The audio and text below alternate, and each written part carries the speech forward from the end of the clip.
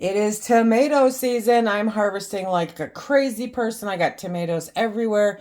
I went out and pulled all the ones that were even remotely looking like they were turning, and some of them accidentally fell off. They were green, so they're in that basket. Look at my funny little Roma mater.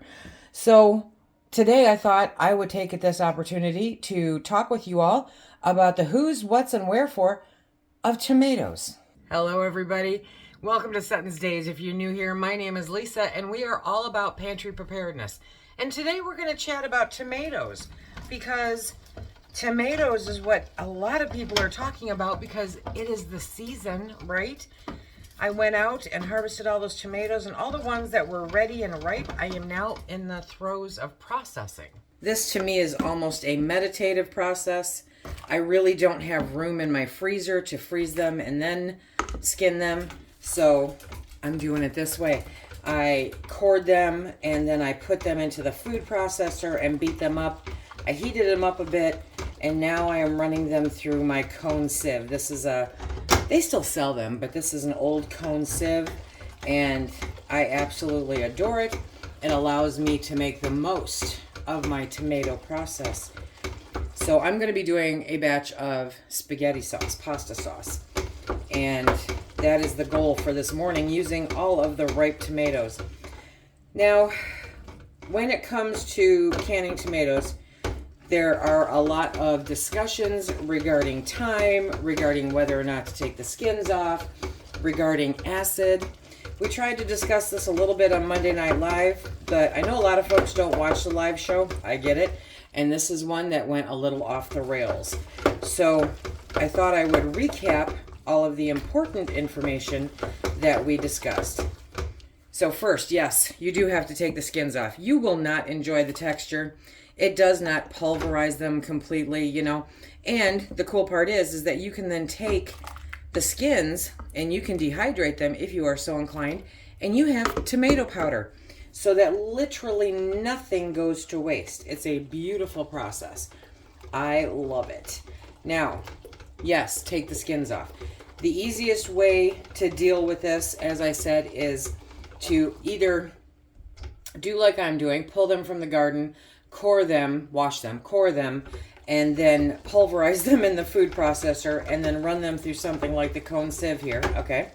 Or you can take them and core them and then put them into the freezer, so that when you are ready to do them, say you're only getting a few at a time, so that when you're ready to do them, you can pull them out, just rinse them under hot water, and those skins will peel right off. It's amazing.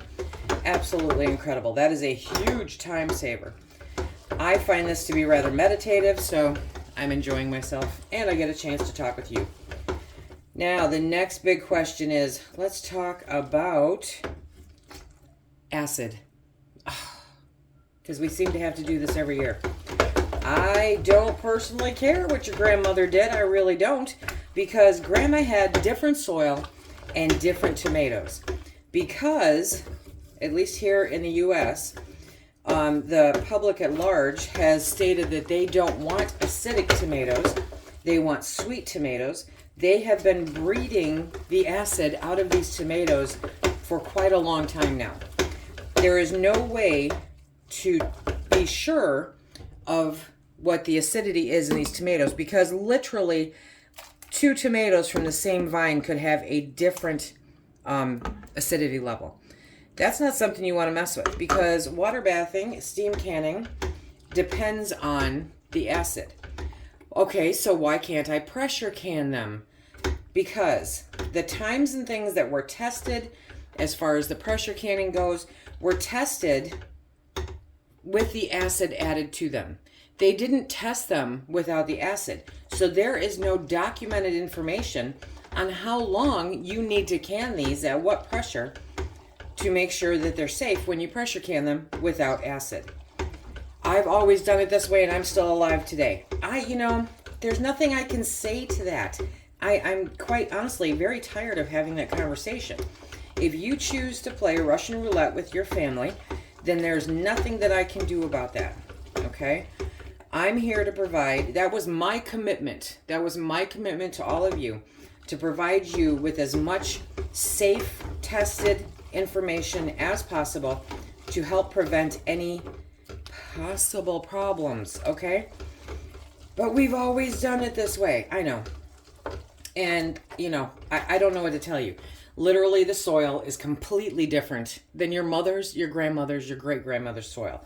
The tomatoes are completely different than your mother's, your grandmother's, and your great-grandmother's, okay?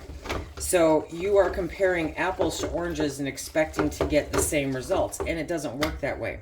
That is not the way the world works. So the information that is provided, the information that has been tested, is specifically for tomatoes that acid has been added to. Now, we don't like acidy tomatoes. We don't like acidy sauce. What can we do? Super simple. Add the acid.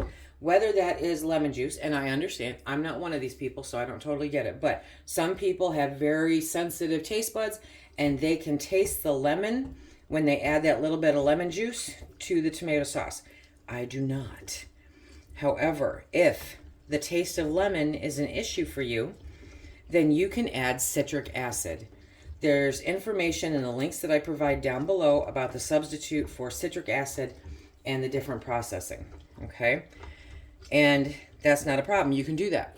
Well, then it's acidy, and I don't want to eat acidy tomatoes. That is why we're having the problems we're having in the discussion that we're having today. So when you pull that out, what you can do is you can add, when you're done canning, you put them up on your shelf. Life is good. You've got pasta sauce or whatever up on your shelf. Now it comes time to actually make dinner with it, right? And you don't want that acid. You don't want that extra acid in it because for whatever reason it bothers you. What you can do is when you go to heat up that pasta sauce, you can add baking soda to it. Now, our buddy Ingerlis over in Sweden added baking soda, and she said she could taste it and they didn't care for it. And so my thing to that is start low, start very low, okay? Add a quarter teaspoon and see if it's to your liking. Add a half teaspoon, see if it's to your liking. Add a teaspoon, see if it's to your liking. Would I go much more than that? No, not really. I think at that point you would take all of the acid out of it. Can you add baking soda to it before you can it? No, because that defeats the purpose of putting the acid in there, okay? Now, another thing that people have said is that you can add sugar to your sauce, and that will cut down on the acidity. Again, do that after you open the jar, after it's been canned and when you're ready to use it. That is when you do that, not before. You don't want to cut down on the acidity before you can it because then it is not canned safely. So just as a short recap, look at that. That's all going to be, what? That is going to be some amazing tomato powder. A short recap is that you have to add some form of acid. Well, what if I get pH testers? I mean, seriously, people, if you have nothing better to do, but I can't help you with that, okay?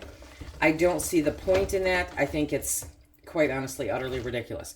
Just follow the process, trust the process, and then make the adjustments that you and your family prefer after you open the jar, okay? It's like adding spices to your chicken or your beef or whatever before you can it. Then you're committed. You're stuck, okay? You don't want to add taco seasoning because then literally every single jar that you have that has taco seasoning, it is only good for those kinds of meals. Look at that. Oh, I'm so happy. So very, very happy. Okay, so now it's time to get this into some jars. I stated quite a bit ago now that my commitment to you was to bring you safe canning information. Because if you're not around, it doesn't help anybody, and I kind of like having you around. Follow the process. Trust the process. I love questions. I think that's how we learn, is by questions. I like to know the why.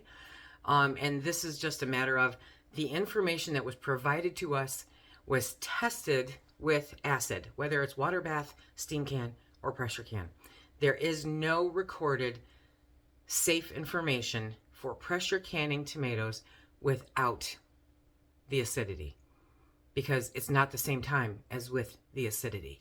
That's kind of common sense, right? That's what you would think. So I hope that this helps. I'm going to get busy and can up some pasta sauce, get it up on the shelves, and then go out and pick more tomatoes. If you want to see more information on safe canning practices, check out this playlist here. It has all kinds of really great stuff. If you have any questions, throw it in the comment section down below. Until next time, everybody, be safe.